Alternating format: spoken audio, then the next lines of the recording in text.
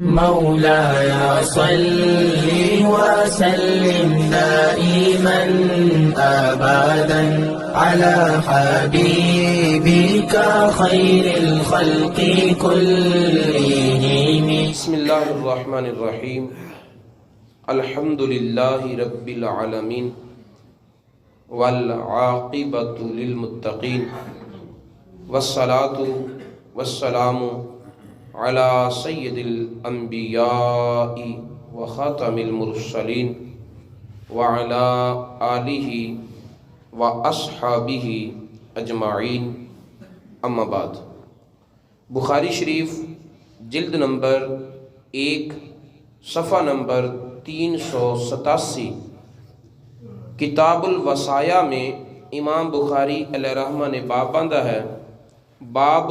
قول اللہ عز وجل، اللہ رب العزت کے اس فرمان علی شان کی وضاحت کے بیان میں کہ اللہ تعالیٰ ارشاد فرماتا ہے وَابْتَلُوا الْيَتَامَىٰ،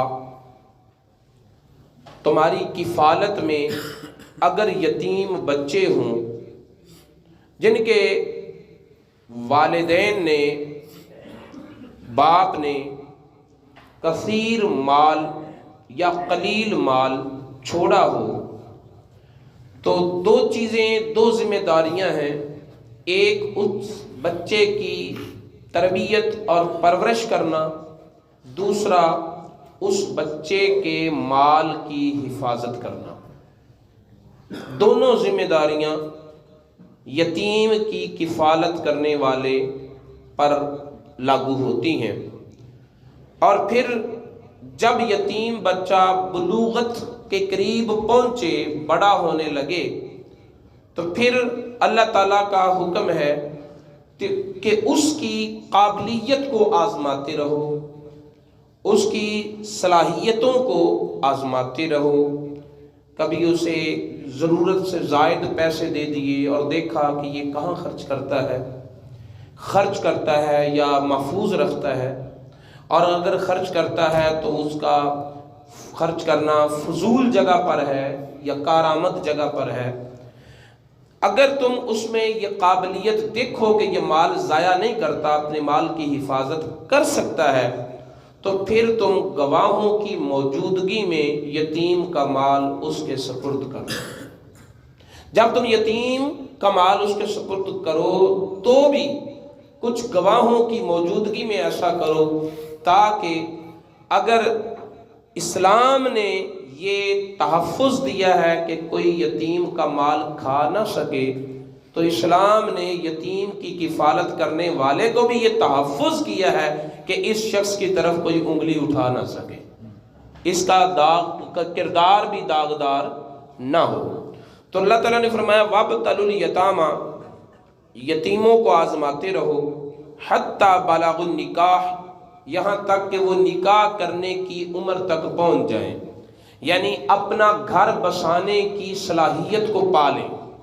اس قابل ہو جائیں کہ وہ گھر چلا سکتے ہیں، مال سنبھال سکتے ہیں، اچھے برے حالات کو فیس کر سکتے ہیں. فَإِنْ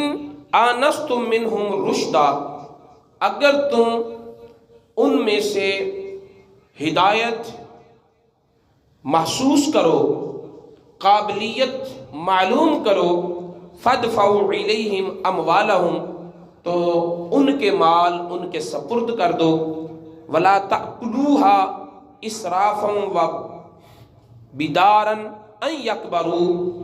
اور تم یتیموں کے مال نہ کھاؤ فضول خرچ کرتے ہوئے، اور اس ڈر سے کہ جلدی جلدی مال خرچ کرو کہیں یہ بڑے نہ ہو جائیں، بڑے ہو جائیں گے تو پھر ان کا مال ان کے سپرد کرنا پڑے گا. تو اب بہانہ بنا ہوا ہے کہ ان کو نشانہ بنا کر، ان کو بہانہ بنا کر اڑاؤ موجیں اور خرچ کرو مال. اس کام سے اللہ تعالیٰ نے منع کیا ہے. وَمَنْ كَانَ غَنِيًّا، جو کوئی بندہ خود مالدار ہو، وہ یتیم کی کفالت کرے، اس کے کھانے، اس کے پینے، اس کے لباس، اس کے تعلیم کے اخراجات وہ اپنی جیب سے کر سکتا ہو یا اسی کے مال سے کرے، لیکن ان ساری ڈیوٹیوں کو نبھانے کی کوئی اجرت نہ لے، تو پھر اس بندے کو چاہیے بھی یہ کہ فَلْيَسْتَعْفِفْ، اپنا دامن پاک رکھے، اللہ کی رضا کے لیے یتیم کی کفالت کرے، اس کی تربیت کرے، اس کی ضروریات کو پورا کرے، اور اس کا اجر نہ لے، اس کی اجرت نہ لے، یتیم کے مال سے کوئی لقمہ اپنے حلق سے نیچے نہ اتارے۔ وَمَنْ كَانَ فَقِيرًا فَلْيَأْكُلْ بِالْمَعْرُوفِ، اور جو بندہ تنگ دست ہو، مالدار نہ ہو، اس کے اپنے حالات جو ہیں وہ پتلے ہی ہوں، تو پھر اس بندے کو چاہیے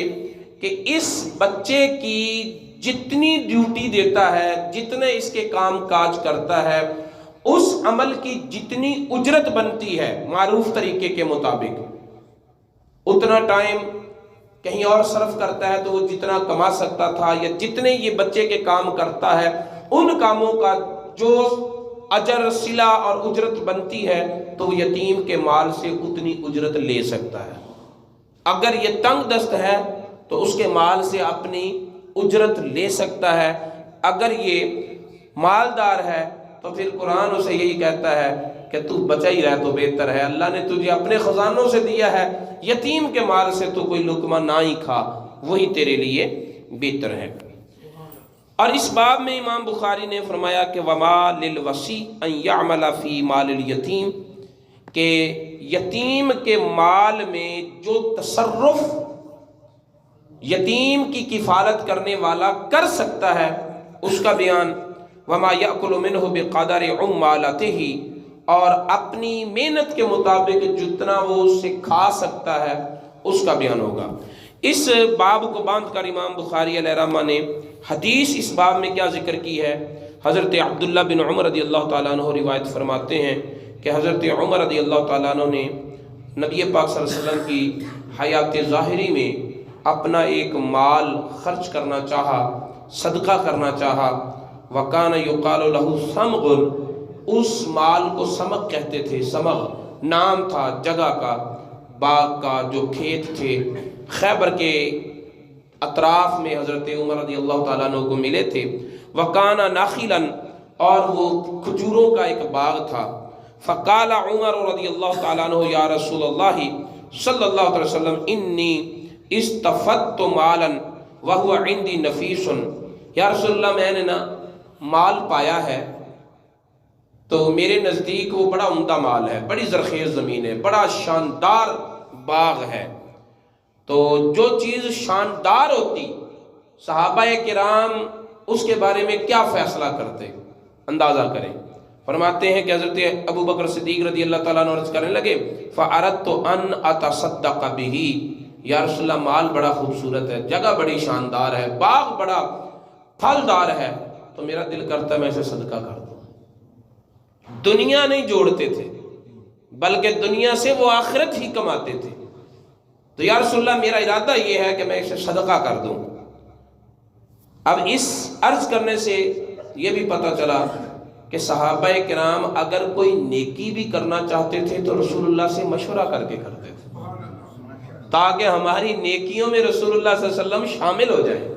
اور ہم اللہ کی عبادت، اللہ کی رضا جوئی کے لیے کوئی کام کریں رسول اللہ کی رہنمائی کے مطابق کریں، کیونکہ رسول اللہ صلی اللہ علیہ وسلم بہتر جانتے ہیں کہ کس کام کو کیسے کیا جائے تو اللہ تعالیٰ زیادہ راضی ہوتا ہے۔ ہم نہیں زیادہ جانتے، رسول اللہ صلی اللہ علیہ وسلم زیادہ جانتے ہیں۔ اب اندازہ کریں رسول اللہ صلی اللہ علیہ وسلم یہاں کہتے ہیں کہ عبادت میں نبی پاک کا خیال آ جائے تو عبادت شرک ہو جاتی ہے، ادھر صحابہ کرام کوئی کام کرتے ہی نہیں ہے جب تک اس میں نبی پاک کو شامل نہیں کرتے، صرف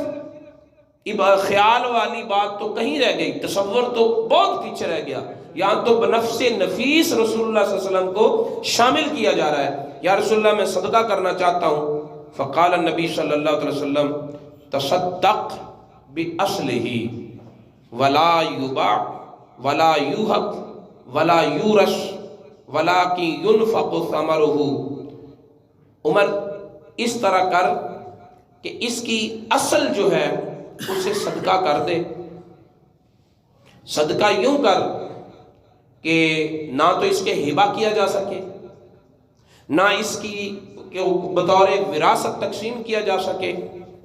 اور نہ اس کو بیچا جا سکے. ہاں جو اس کا پھل ہے نا وہ خرچ کیا جائے، یعنی اصل جگہ جو ہے وہ نہ تقسیم کر، اسے اللہ کے لیے وقف کر دے، اور اس کی جو پیداوار ہے اسے ہر سال خرچ کیا جائے. تو یوں کر فتصدق به عمر فصدقته ذلك فی سبیل اللہ. حضرت عمر رضی اللہ تعالیٰ عنہ نے ویسے ہی کیا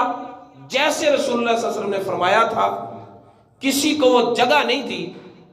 جگہ کو اللہ کے لیے وقف کر دیا، اور اس جگہ کے جو منافع تھے، جو پیداوار تھی، اس پیداوار کو خرچ کر دیا اللہ کے راستے میں. وفی الرقاب، غلاموں کو آزاد کرانے میں، والمساکین، غریبوں مسکینوں کو کھانا کھلانے میں، والضیف، مہمانوں کی مہمان نوازی کرنے میں، وابن السبیل، اور اللہ کی راہ میں نکلے ہوئے لوگوں کی ضروریات کو پورا کرنے میں، وَلِذِي الْقُرْبَى، قریبی رشتہ داروں میں، وَلَا جُنَاحَ عَلَىٰ مَنْ وَلِيَهُ أَنْ يَأْكُلَ مِنْهُ بِالْمَعْرُوفِ. اور یہ بھی ساتھ شرط رکھی گئی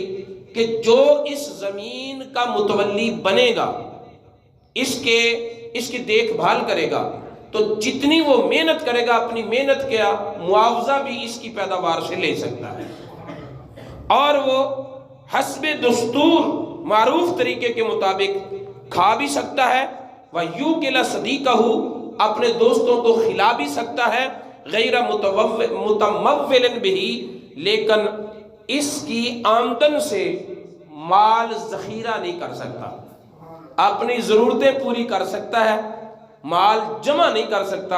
اس کی پیداوار آتی رہے گی، اللہ کی راہ میں جاتی رہے گی، نہ عمر رکھے گا نہ کوئی اور رکھے گا. تو اگر حضرت عمر رضی اللہ تعالیٰ عنہ ایک ہی مرتبہ اس زمین کو تقسیم کر دیتے تو انہیں ایک ہی مرتبہ صدقہ کرنے کا اجر و ثواب ملتا. لیکن جو طریقہ رسول اللہ صلی اللہ علیہ وسلم نے بتایا، اس سے آج تک وہ جگہ جو فوائد مخلوق خدا کو دے رہی ہے، اس کا اجر و ثواب حضرت عمر کو پہنچ رہا ہے. آج بھی اگر وہ جگہ مسجد نبوی کا حصہ بن گئی ہے یا وہ کہیں بھی استعمال ہو رہی ہے، تو جو منافع اس جگہ سے خلق خدا کو مل رہے ہیں،